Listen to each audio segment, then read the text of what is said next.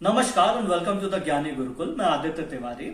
आप सब जानते हैं इस बात को बहुत अच्छे से कि किस तरीके से वैश्विक स्तर पर हम सुंदरता के पीछे भागते हैं और कई बार सुंदरता हमारी आवश्यकता भी होती है। जीन्स जो होते हैं हमें हमारे पेरेंट्स से मिलते हैं, मदर और फादर की तरफ से मिलते हैं। उसी तरीके से जितने भी प्लांट्स हैं उसमें भी जीन्स की परिभाषा हमें उसी तरीके से आती है। प्लांट्स के रिप्रोडक्शन के दो तरीके होते हैं, एक होता है सेक्सुअल, दूसरा होता है नॉन सेक्सुअल या एसेक्सुअल।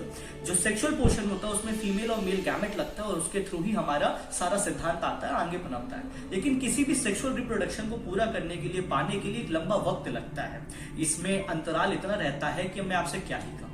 और इसी कारण से जब कभी हमारे सामने ऐसी परिस्थितियां आती हैं कि हमें कम समय में जल्दी जल्दी अपनी आबादी तक उस चीज को पहुंचानी है, जैसे अनाज को ले लीजिए, क्योंकि हमारी आबादी लगातार बढ़ रही है तो हमारी फूड सिक्योरिटी भी बढ़ रही है। और जिस तरीके से हम क्षरण कर चुके हैं अपने वातावरण का, चाहे वो पानी हो या फिर जमीन हो, इतना यूरिया फेंक कर, तो बहुत कठिन हो जाता है। उसी के लिए जी तोड़ जवाब दिया गया हमारे साइंटिस्ट के द्वारा, जिसे कहा जाता है टिश्यू कल्चर। टिश्यू कल्चर पिछले 30 सालों से इस्तेमाल किया जाने वाला है, पर आज के वक्त में सबसे ज्यादा फेमस हो रहा है। टिश्यू कल्चर क्या होता है? एक न्यूट्रिएंट रिच वाटर रहता है जिसमें टिश्यूज को डेवलप किया जाता है।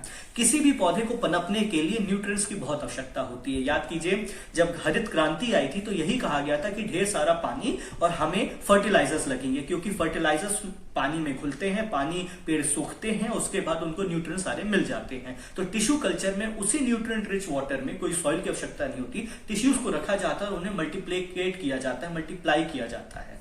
इस तौर से टिश्यू कल्चर इतनी सभ्यताओं में आगे बढ़ रहा है और भारत में भी इसका इस्तेमाल बहुत लेवल पे होने लगा है। आइए डिटेल में समझते हैं कि टिश्यू कल्चर क्या है। टिश्यू कल्चर में हमारे पौधे बीमारी रहित होते हैं और तीव्र प्रजनन क्षमता के रहते हैं। इसमें यह भी पाया जाता है कि जो क्वालिटी रहती है बहुत हाई स्टैंडर्ड की मेंटेन की जाती है। माइक्रो प्रोपोगेशन करके एक तकनीक है टिश्यू कल्चर में, जिसमें कम वक्त में ढेर सारे छोटे छोटे टिश्यूज डेवलप किए जाते हैं जो जल्दी पौधे बन जाते हैं और पौधे रूप में उनका प्लांट हो जाता है, प्लांटेशन कर दिया जाता है।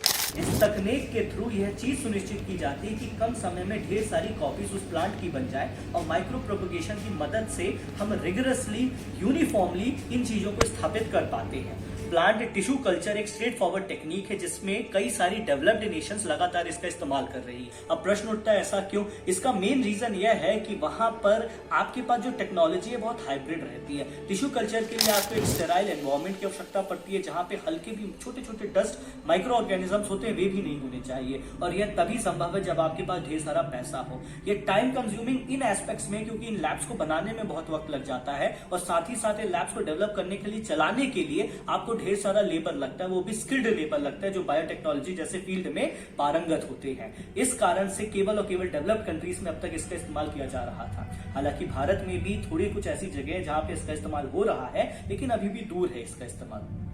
टिश्यू कल्चर में अब तक के इस्तेमाल में आने वाले जितने भी प्लांट्स थे उसमें पाम ऑयल बहुत ज्यादा रहा, जिसकी प्लांटिंग करी गई है। पाइन ट्री की प्लांटिंग की गई है, बनाना की प्लांटिंग की गई है, खजूर आपके होते हैं उनका, भट्टा आप ले लीजिए उनका, जोजोबा नाम का एक पाइनएप्पल रहता है उसकी भी प्लांटिंग की गई है। रबर ट्रीज के लिए भी टिश्यू कल्चर देखा गया और रबर ट्री आप देख सकेंगे कि हमने आसाम में भी जेनेटिकली मॉडिफाइड रबर ट्रीज का इस्तेमाल किया, जहां तक वो भी टिश्यू कल्चर के थ्रू ही डेवलप किए गए थे। ये सारे के सारे जितने भी स्वीट पोटैटो हो गए, टमाटो हो गए, टिश्यू कल्चर की मदद से आपने इसमें पारंगत हासिल कर लिया है। एशिया और अफ्रीकन कॉन्टिनेंट में भी टिश्यू कल्चर का बड़ा प्रभाव रहा है। कुछ ऐसे देश भी हैं आपके सामने आते हैं जैसे सिंगापुर, मलेशिया, थाईलैंड, जहां पे टिश्यू कल्चर का बड़ा इस्तेमाल किया गया। केनिया का एग्जांपल लीजिए, जहां पे व्यापक तौर पे खेतों में टिश्यू कल्चर का इस्तेमाल हो रहा है।